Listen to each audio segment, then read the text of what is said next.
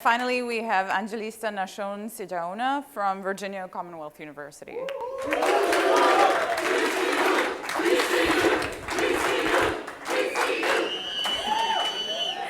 And Lord, am I thankful. Thank you so much. Before I speak, I would like to take you back to Africa, just for a second. I want all of you to go back into your villages right now and look at the girls from the age of 6 to 25. What do you see? I have my picture in my mind. So as we speak today, right here in this room, we have more than 62 million girls out of school. And some may never set foot in class. And out of these 62 million, guess what? 28 million girls are from Africa. That is not all. About 77 million young women from the age of 14 to 25 are unable to read or write a single sentence, let alone decipher a medical prescription or help their children with homework. It doesn't end there. Out of these 77 million, 29 million young girls are from sub-Saharan Africa, where all of you are coming from. See, I happened to meet a girl at the age of 6 some time ago, having to wake up every morning at 5, make meals for her siblings, but at the same time expected by her mother to make it in school. I still remember that girl. I remember this girl at the age of 12, being laughed at by her peers just because she wetted her blue skirt with her menses. I remember that girl. But again, I still remember this girl at the age of 13, putting on her purple dress underneath her school uniform, just so that the sun cannot hit her back because of her broken shirt. I remember that girl.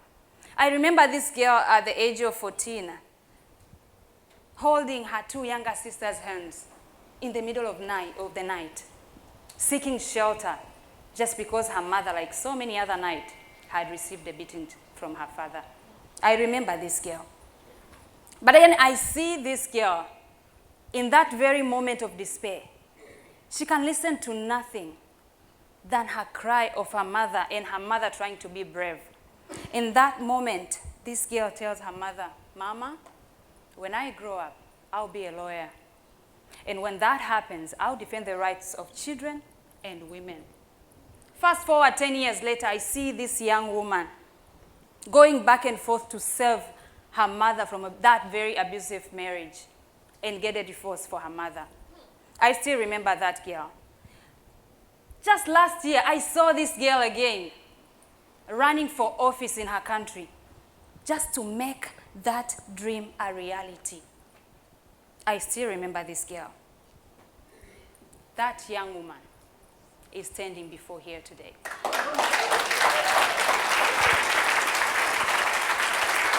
See, the only difference between this young woman and those statistics is only one: that her mother sacrificed her 2 front teeth out of the beatings just so she could receive education.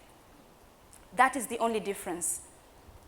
Now, I look at young leaders today in this room, and I ask myself, if this vulnerable woman made an initiative and saved just this one girl who is standing before you today, how many young girls out there can we save?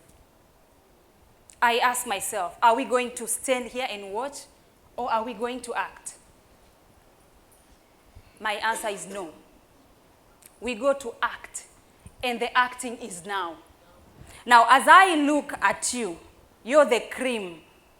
From morning, everybody's advocating about education, advocating about development of the Africa that we want. But how are we moving forward?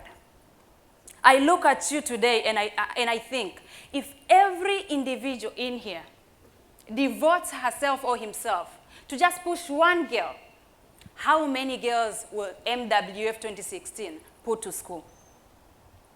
I look at this problem and I think to myself, this had to be looked at individual level. What can you do to push your girl in your community? That woman that you see, that girl that you see is not going to school. What can you do? Now, by the show of hands, how many people are here to pledge that they will move girls in their community? Thank you so much. Which means today, we have more than 1,000. If we multiply this by five girls, we have more than 5,000 girls who are going to school. Multiply that in 4 years, where will we be? I challenge you today to act and to take an initiative. Thank you so much.